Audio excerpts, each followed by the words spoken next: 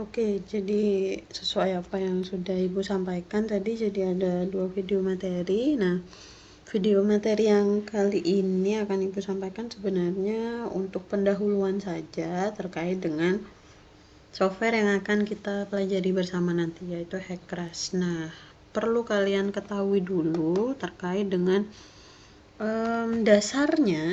dasarnya mengapa harus memakai Hackcrash, kemudian Hackcrash ini untuk apa, gitu ya.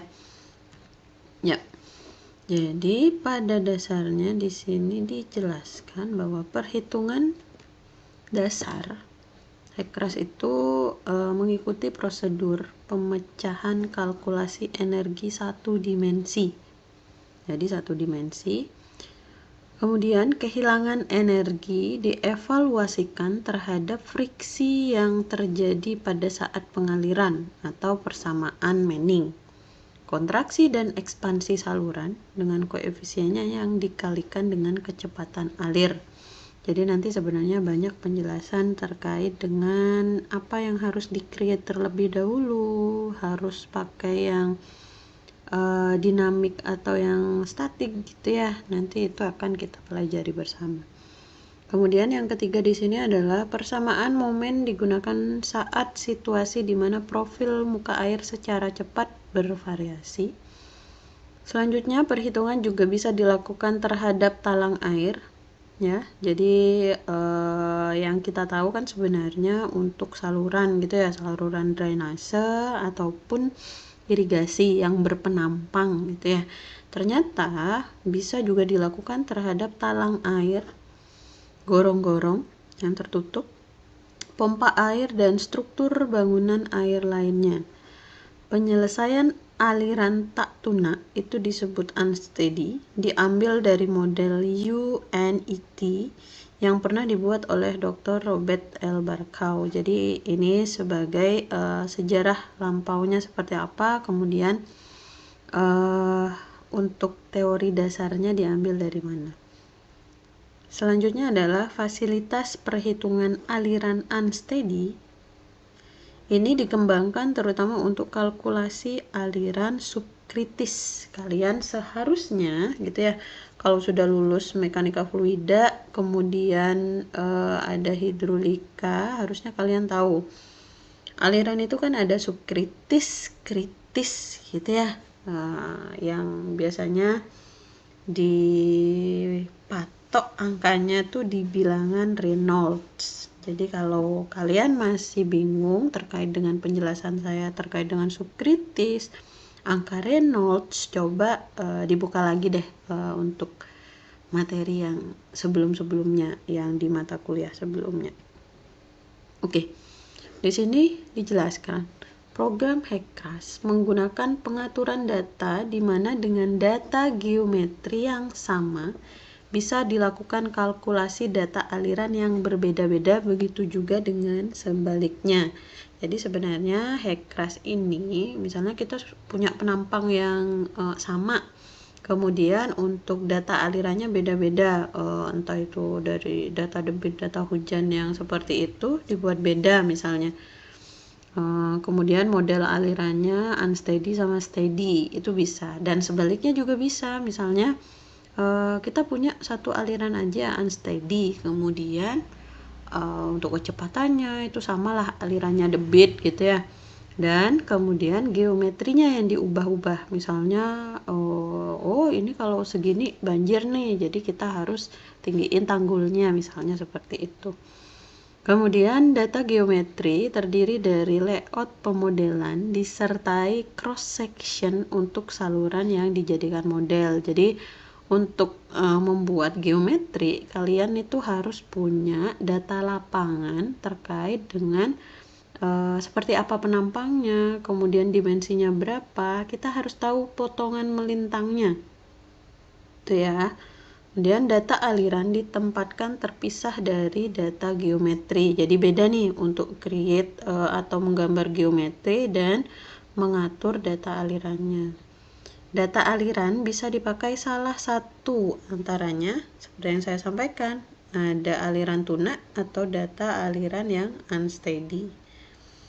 Dalam masing-masing data aliran tersebut harus terdapat boundary condition. Boundary condition itu adalah kondisi batas. Harus ada batasannya, dan initial condition yang kita kondisikan. Oke, yang sesuai agar pemodelan dapat dijalankan. Oke, jadi ini adalah tampilan interface terkait dengan HackCrash. Jadi mungkin ada beberapa modifikasi, tapi secara umum beberapa tampilan aplikasi HackCrash baik yang lama dan baru adalah secara umum seperti ini. Ini saya contohkan dari modul terkait yang menjadi landasan ibu, itu tampilan aplikasi HackCrash 4.1. Tapi kalian untuk yang dipraktekkan pada mata kuliah ini, kalian pakai yang versi terbaru gitu ya. Nanti kalau memang semisal ada kendala downloadnya di mana, silahkan diskusikan di grup. Tapi menurut saya sih kalau kalian sudah pakai keyword di Google HackCrash gitu, seharusnya sih udah muncul gitu ya. Karena untuk software ini itu open source. Nah, di sini sebenarnya sama seperti aplikasi lain, entah SAP 2000, eTabs, kemudian AutoCAD dan lain-lain. Jadi standar dari software sebenarnya sama aja. Ada toolbar gitu ya yang berupa gambar, kemudian ada menu file, edit, run, view option. Sepertinya ini sudah umum. Nah, yang membedakan di sini adalah terkait dengan data yang ada di bawah-bawahnya ini. Jadi di sini ada sistem satuan, kemudian membuka dan menyimpan file. Ini sudah umum, sepertinya di Microsoft Office juga sama. Kemudian di sini skematik. Jadi saat kalian mau menggambar geometri gitu ya, kalian harus buka skematik ini. Kemudian ada tadi yang initial condition, kemudian boundary condition, itu kalian adanya itu di sini, beban steady, beban unsteady itu di sini. Diinputkan angkanya pada menu-menu ini. Ini ada kalau sudah selesai gitu ya untuk running programnya itu beda-beda. Kalau kalian mau steady flow, jadi runningnya pakai ini. Kalau unsteady flow pakai ini. Jadi sebenarnya dari gambar sudah kelihatan ya, kalau steady itu berarti ya untuk alirannya ya yang tenang gitu. Kalau unsteady jadi ada beberapa riak-riak di situ. Makanya kalau unsteady tadi dijelaskan ada yang namanya aliran subkritis. Coba dibuka lagi mekanika fluidanya sama hidrolika terkait dengan bilangan Reynolds. Kemudian yang perlu disampaikan adalah profil melintang. Jadi setiap potongan intersectionnya kalian bisa akses di sini. Kemudian ini profil memanjang, tampilan 3 dimensinya ada nanti, tapi kita praktek yang 1 dimensi dulu. Kemudian untuk hidrografnya, nah jadi sebenarnya yang paling bikin software ini penting gitu ya. Jadi setelah kalian dapat terkait dengan kapasitas saluran, kemudian dimensinya, kalian juga dapat hidrograf pemodelannya. Nah, setelah itu di sini juga disediakan tabel hasil pemodelan. Kalau di sini, ini adalah sistem satuan yang harus kalian setting awal. Kalau ini nama project, kemudian ini nama pekerjaan, filenya ada di mana, file geometrinya. Kemudian ini file steady flow atau unsteady flow. Nanti harus ada kalian nyimpennya di mana. Jadi seperti itu. Jadi beda-beda ya. Kalau yang kalian tahu apa? AutoCAD misalnya. Kalau AutoCAD itu kan satu folder ya udah satu file gitu ya. Satu gambar, satu file gitu maksud saya. Kalau ini enggak, terkait dengan geometri tadi sudah dijelaskan di awal, itu beda projectnya atau beda foldernya. Oke, next. Nah, selanjutnya bisa dilakukan kalkulasi dengan membuat skenario simulasi. Kemudian skenario simulasi ini harus terdiri dari satu data geometri dan satu data aliran. Persamaan yang digunakan dalam melakukan analisa hidrodinamik pada aplikasi ini adalah dengan dasar persamaan garis energi.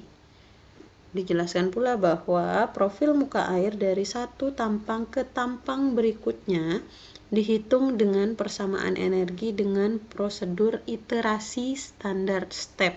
Iterasi itu adalah pengulangan. Kemudian dijelaskan bahwa persamaan energi adalah seperti gambar berikut. Oke. Kenapa kalian harus saya sampaikan seperti ini? Agar kalian tahu sistem kerja atau dasar dari software itu. Saya rasa siapa saja gitu bisa menggunakan software, tapi kan yang harus kita tahu konsep dari softwarenya itu seperti apa. Oke, jadi kalau mau melihat sekompleks apa gitu software ini, itu sebenarnya bakal terkait erat dengan persamaan energi. Ini di mekanika fluida dan hidrolika kalian harusnya sudah dapat. Ini, nah, ini ada beberapa atau flowchart gitu ya. Ada beberapa step-step yang dilakukan oleh si software. Jadi yang pertama adalah input geometri data. Jadi di sini ada peta dasar skematik, data cross section itu perlu, data poligon skematik saluran. Jadi intinya terkait dengan data-data yang harus diinputkan. Kemudian ada data boundary condition. Jadi yang harus ditentukan agar menjadi batasan dalam analisis. Yang pertama itu adalah flow hidrograph-nya, jadi hidrograf alirannya, stick hidrograph-nya, kemudian normal depth-nya, dalamnya, kemudian stick flow hidrograph, kemudian rating curve, dan lain-lain. Kemudian setelah itu harus dianalisis unsteady atau steady flow gitu. Kalau di sini kalau unsteady flow analisis itu persamaannya seperti ini. Kalian masih tahu ya hukum Bernoulli dan lain-lain, persamaan energi itu ada di sini. Nah, di sini ada kontrol analisis. Jadi ada kontrol analisis itu time control, kemudian computation, hydrograph interval outputnya, kemudian detail output interval. Jadi ini yang harus ditentukan, ini dan ini. Makanya di awal tadi ada initial condition dan boundary condition. Kemudian setelah itu adapun hasil analisisnya itu adalah tinggi muka air, debit saluran, dan kecepatan air. Hasil analisis Hekrasnya. Oke, di sini dijelaskan pula bahwa data cross section hasil dari survei lapangan menjadi masukan data geometri pemodelan pada program Hekras.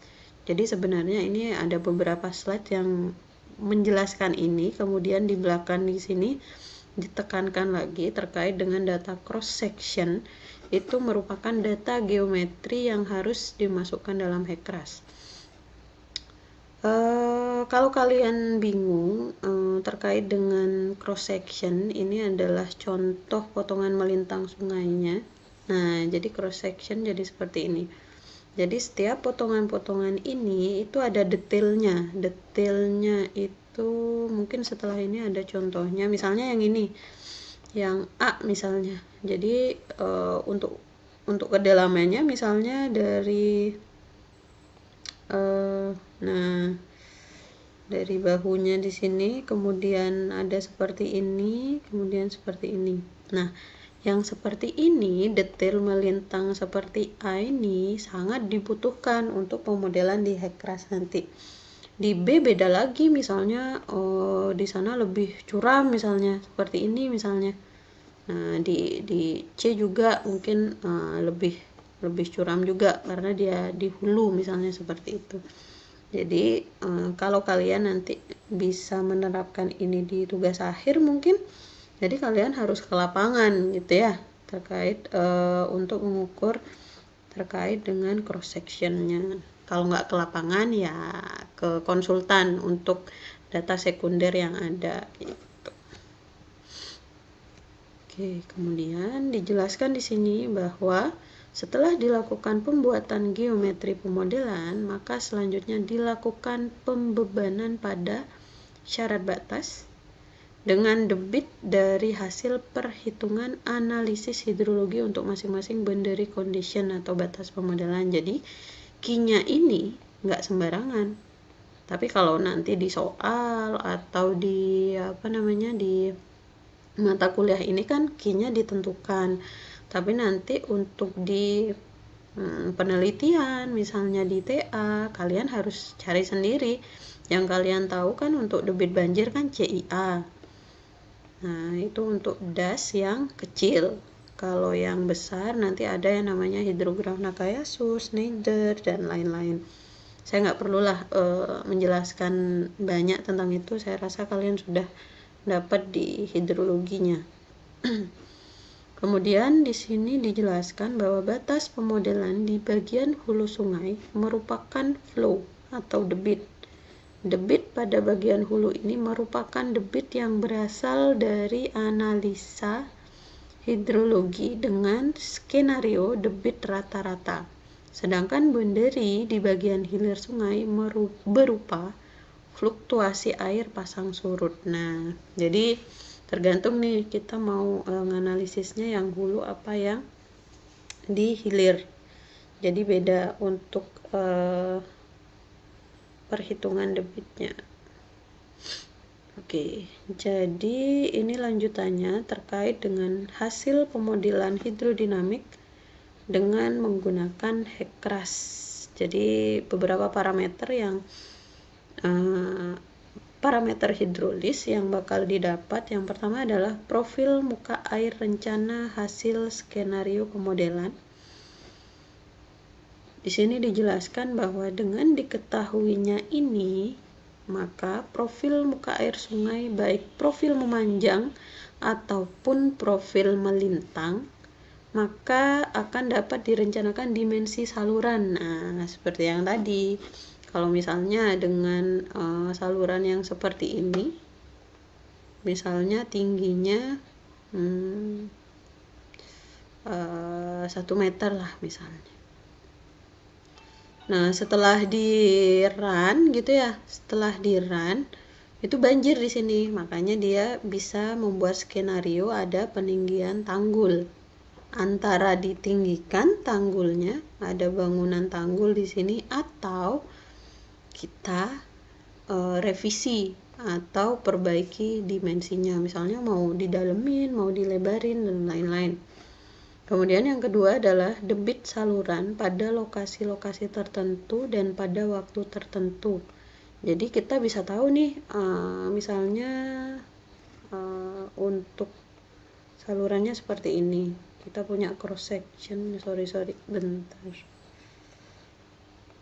Oke, misalnya seperti ini. Kemudian kita punya cross section di sini. Nah, misalnya kita mau cari debit di sini bisa, kemudian di sini juga bisa. Jadi sesuai dengan keinginan kita, sesuai dengan yang dibutuhkan. Yang ketiga adalah kecepatan aliran yang terjadi pada segmen sungai. Jadi kita bisa tahu debit, kecepatan, dan profil muka air. Jadi selain pada segmen sungai, kecepatan aliran juga dapat diketahui di lokasi bangunan yang ada di sepanjang sungai. Jadi sama sih seperti debit tadi, kita bisa ngeceknya di mana-mana gitu ya. Oke, jadi untuk pengenalan pertama terkait dengan HECRAS itu apa, kemudian dasar perhitungannya itu apa yang berbasis energi tadi. Kemudian ada yang steady flow, unsteady flow. Jadi erat kaitannya dengan hidrologi dan hidrolika dasar kalian. Jadi alangkah baiknya nanti dicek ulang lagi catatan-catatan saat kuliah gitu ya. Jadi saat kalian menentukan boundary condition, kemudian initial condition gitu ya, kalian gampang lah untuk ngaplikasiin sama masukin di program nanti.